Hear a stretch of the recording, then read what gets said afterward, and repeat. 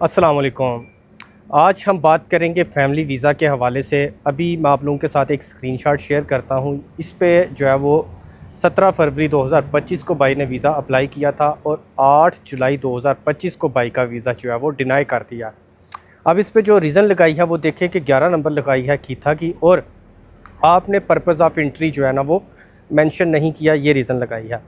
अगर ये मेरी वीडियो कोई कोरिया में जो कोरिया की जो एम्बेसी है पाकिस्तान में, अगर वहाँ पे बैठा कोई नुमाइंदा जिसको उर्दू ज़ुबान आती है वो देखे, तो लाज़मी ये मेरी बातें गौर से सुनिएगा। आप मुझे ये बताएं कि F3 वीज़ा की पर्पज़ ऑफ एंट्री क्या बतानी है। आप लोगों को नहीं पता कि ये डिपेंडिंग वीज़ा है, और आप लोगों के पास F3 की ज़रा जो है ना वो डेफिनेशन सर्च करें ना नेवर पे या गूगल पे, और सर्च करें कि ये F3 वीज़ा बेसिकली है कौन सा वीज़ा है। इसका नाम ही इसका पर्पज़ ऑफ एंट्री है। अब ये देखें कि इस बंदे ने 5 महीने का किराया जो है ना वो पे किया है। अब उसका 5 महीने का किराया आप लोग पे करेंगे। अब दूसरे महीने की 17 तारीख से लेकर 7वें महीने की 8 तारीख तक तकरीबन 4 महीने 20 दिन बनते हैं, और आप लोगों ने ऑब्जेक्शन लगा दिया पर्पज़ ऑफ एंट्री की। यह आप लोग ये कोताही छोड़ दें प्लीज़, मेहरबानी होगी।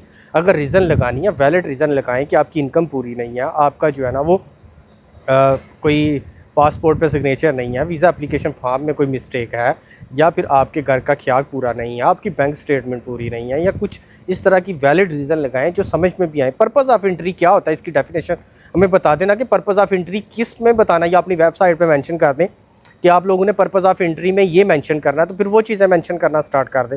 अब इन्विटेशन लेटर जो होता है उसमें सारी डिटेल बताई होती है कि क्यों बंदा अप्लाई कर रहा है, क्यों अपनी फैमिली को बुलाना चाह रहा है। और F3 का बेसिकली मकसद ही ये है कि वो बंदा अपनी फैमिली को परमानेंट अपने साथ कोरिया में रखना चाहता है। तो इसका पर्पज़ ऑफ एंट्री सिंपल सी डेफिनेशन है कि अपने साथ रखना चाहता है। तो आप लोग भी ना जो कोरिया में मौजूद है, आप लोगों का भी वीज़ा रिजेक्ट हो रहा है, आप लोगों के साथ भी आई थिंक कि अच्छा ही हो रहा है, क्योंकि आप लोग भी अपने लिए मेहनत नहीं करते। आप लोगों को मैंने बताया है कि epeople.go.kr पे जाएँ और इनके ख़िलाफ़ जाके सिविल पिटीशन दायर करवाएं, हर बंदा दायर करवाए। और कोरियन ज़बान में इसको कहते हैं खुंगमिन चिमुनगो। इस पे जाके लाजमी रिपोर्ट करें। 20 से 25 लोग एक बार रिपोर्ट करके तो देखें, अगर फ़र्क ना पड़े तो फिर कहिएगा।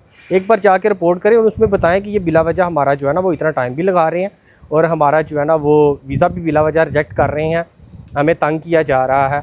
तो उसके बाद आप मुझे ये बताएं कि जो विज़िट वीज़ा है उसके लिए तो अगर डिनाई हो भी जाए तो उस दिन से लेकर 3 महीने का टाइम होता है, लेकिन फैमिली वीज़ा के लिए 3 महीना कहीं भी नहीं लिखा हुआ। फैमिली वीज़ा अगर आज रिजेक्ट हुआ है तो दूसरे दिन आप दोबारा नई एप्लीकेशन दे सकते हैं। आप उसके लिए भी लोगों को कहते हैं कि 3 महीने के बाद जो है ना वो अप्लाई करें। ऐसा रूल आई थिंक कि कहीं भी मेंशन नहीं है, अगर है तो वो भी अपनी वेबसाइट पे मेंशन किया जाए।